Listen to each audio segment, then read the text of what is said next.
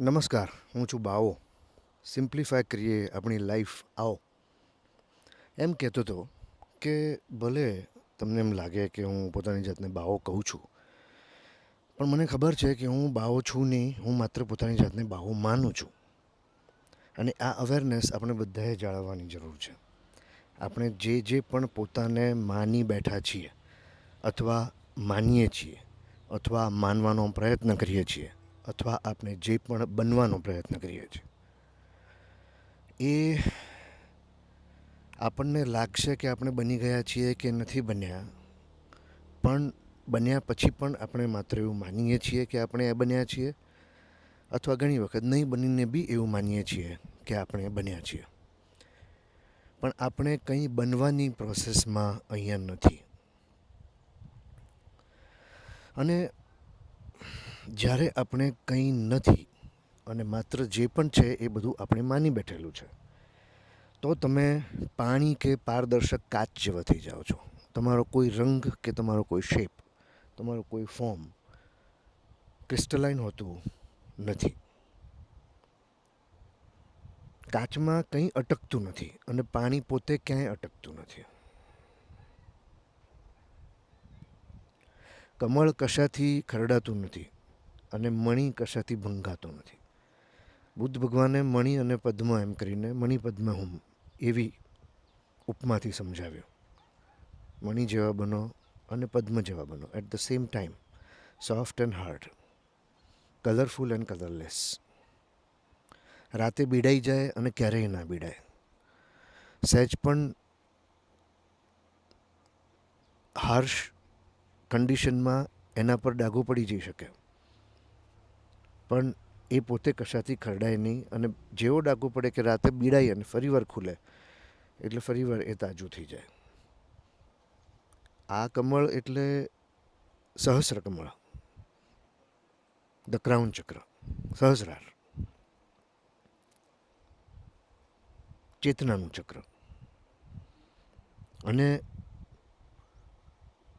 મણી એટલે હૃદય અગ્નિ, ભૂત અગ્નિ, the shining force of life. પ્રાણ, પ્રાણ અને ચેતનાનો સમન્વય એટલે તમે. બીજું બધું ખોટું. હવે સમજો કે તમે કંઈ નથી એવું તમે જાણી લીધું અને એના પછી જે કરવાનું છે તો કરવાનું જ છે. તો શાસ્ત્રોમાં કહ્યું કે આપણી 4 ગતિઓ છે માનવ જન્મની: ધર્મ, અર્થ, કામ અને મોક્ષ. ધર્મ એટલે sense of belonging.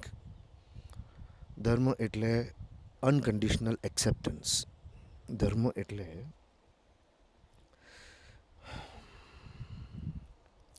Unconditional unbiased guidance when in need. જ્યારે આપણને જીવનમાં અનકન્ડિશનલ એક્સેપ્ટન્સ અથવા સેન્સ ઓફ બિલોંગિંગ મળે, જે ધર્મ આપે, સંઘ આપે. આપણે એક માણસ પાસેથી શોધતા થઈ ગયા. ધર્મની જગ્યાએ રહી ગયો અને આપણે એ કોઈ સ્પેસિફિક માણસો પાસેથી, કોઈ ઓર્ગેનાઇઝેશન પાસેથી, કોઈ સ્કૂલો પાસેથી, કોઈ વડીલો પાસેથી શોધતા થઈ ગયા. એ સેન્સ ઓફ એક્સેપ્ટન્સ, બિલોંગિંગ અને અનકન્ડિશનલ ગાઈડન્સ. અનકન્ડિશનલ ગાઈડન્સ આપણને આપણા પોતાના આપી શકે નહીં, કારણ કે એમાં એમનો વેસ્ટેડ ઇન્ટરેસ્ટ હોય, પ્લસ એમાં એમની એક્સપેક્ટેશન્સ જોડાયેલી હોય, એમાં પોતાનું હિત અહિત જોડાયેલું હોય. અને માટે જીવનમાં જ્યારે પણ આપણને ડ્યુઆલિટીવાળી સિચ્યુએશન આવે છે, જ્યારે પણ આપણે અનકન્ડિશનલ ગાઈડન્સ શોધીએ છીએ, ત્યારે આપણને ઓબ્જેક્ટિવિટી એક મિત્રના ફોર્મમાં, એક ગુરુ અથવા એક ગુરુના ફોર્મમાં એક મિત્ર આપી શકતો હોય છે. અને એ મોટા ભાગે તમારા લોહીના સંબંધમાં નથી હોતો, તમારા સર્કલમાં નથી હોતો, તમારા શહેરમાં કદાચ નથી હોતો, બહાર હોય છે. જેથી કરીને એ થર્ડ પાર્ટી પોઈન્ટ ઓફ વ્યૂથી, ડ્રોન ઓબ્જેક્ટિવિટીથી તમને કંઈક દિશા આપી શકે.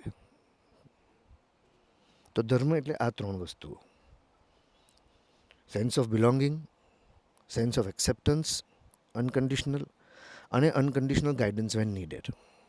અર્થ, અર્થ એટલે પૈસા અથવા collection. Collection because of the next point, desire, consumption.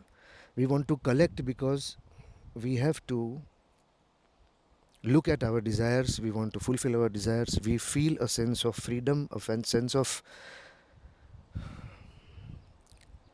to be able to do things that you want to do in terms of having a certain net worth or having a certain savings or liquidity, spending power. અર્થ એટલે પૈસા કમાવા, ધર્મ અર્થ કામ, કામ એટલે desires. હવે એ collection જે કર્યું અને જે કોઈ માણસ હેલ્થમાં મહેનત કરે છે વધારે, કોઈ વેલ્થમાં વધારે મહેનત કરે છે, કોઈ સ્ટેલ્થમાં વધારે મહેનત કરે છે, કોઈક બીજી જગ્યાએ કંઈક બીજું એકઠું કરવા માટેની દોડમાં સતત છે. આપણે કંઈક એકઠું કરીએ છીએ રોજ, કોઈ જ્ઞાન એકઠું કરે છે,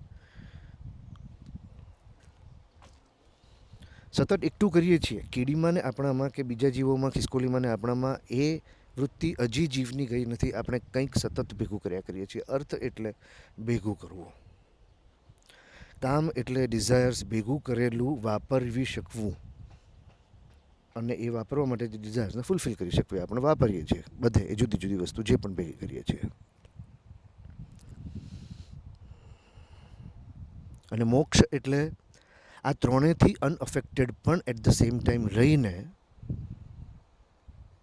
ઓબ્જેક્ટિવલી આનંદમયતાથી, ન્યુટ્રાલિટીમાં, ઝીરો ભાવથી હું કંઈ નથી એવું જાણીને મુક્તતાથી, જીવન મુક્ત થઈને માણી શકવી આ જિંદગી, આ જીવન, આ મનુષ્યનો એક્સપિરિયન્સ. આવો એક્સપિરિયન્સ બીજી કોઈ યોનિમાં આપણી પાસે નથી. આવું સરસ વિઝન, આવી સરસ વાણી, આવા વિચારો કરવાની કેપેસિટી,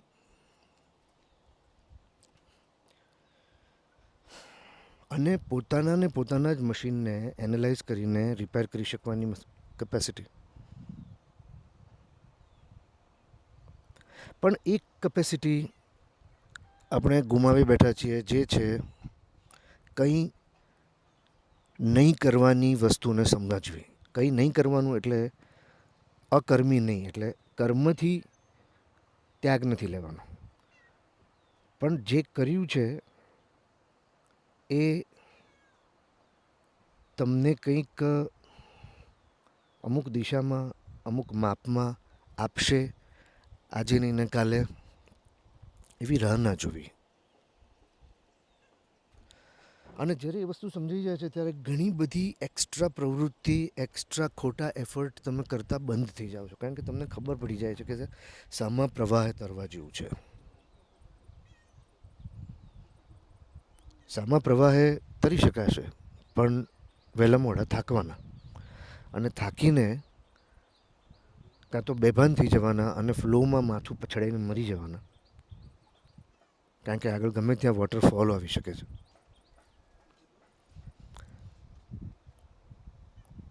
પણ જો ફ્લોને સમજીને ફ્લોમાં ખાલી રાઈટ લેફ્ટ કરતાં નેવિગેટ કરતાં પથ્થરોથી, ટેરેનથી બચતા કોઈ ધોધ આવશે બી અને કદાચ એ ફ્લુડિટીથી પડી પણ ગયા તો બચી જવાના ચાન્સીસ પૂરેપૂરા છે. કારણ કે જ્યાં પાણી સતત પછડાતું હોય છે ત્યાં આગળ ઊંડો ખાડો થયો હોય છે. ત્યાં તમારું માથું ક્યાંય અફળાશે નહીં. નાની મોટી ઈજામાં તમે પાર બીજી બાજુએ પહોંચી જશો. અને જ્યાં ખૂબ પાણી પછડાતું હોય છે ત્યાં આજુબાજુ હોજ હોય છે, ત્યાં પાણીનો પ્રવાહ થોડો ધીમો પડે છે. એ વખતે તમે કિનારાને તરત અપ્રોચ કરીને કિનારો પામી શકશો.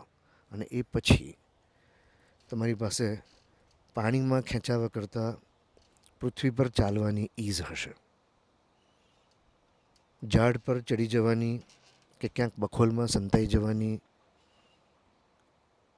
પ્રોબેબિલિટીઝ હશે. કોઈક જગ્યાએ કોઈનો સંગાથ મળી જશે, કોઈ સાથ મળી જશે. કોઈ જગ્યાએથી તમને sense of belonging, unconditional acceptance અને અનકન્ડિશનલ ગાઈડન્સ મળવા મળશે. અને આ વિચારને ધ્યાનમાં રાખીને અમે સ્વતંત્ર નામનું એક નાનું ગ્રુપ શરૂ કર્યું છે. લગભગ 3 વર્ષ ઉપર થવા આવ્યા. એનું નામકરણ હમણાં થયું છે 3 વર્ષે. એના ઘણા નામો બદલાયા. ઝેન માઇન્ડ થયું ને જ્ઞાન યોગ થયું ને. પણ સ્વતંત્ર એટલે પોતાના આંતરિક તંત્રને સમજી શકવું અને એના પછી એની ટેન્ડન્સીઝમાંથી, એના કમ્પલ્શન્સમાંથી, એના સ્વભાવમાંથી, એના પ્રભાવમાંથી મુક્ત થઈને ડિવાઇનિટીના સ્વભાવમાં રાચી શકવું. બસ આ અમારું પ્રયોજન છે સ્વતંત્રમાં. અને જો તમે અહીંયા સુધી સાંભળ્યું છે તો મને લાગે છે કે આપણે જલ્દી જ મળીશું. હરિ ઓમ તત્સત. ઓમ સ્વસ્તિ અસ્તુ.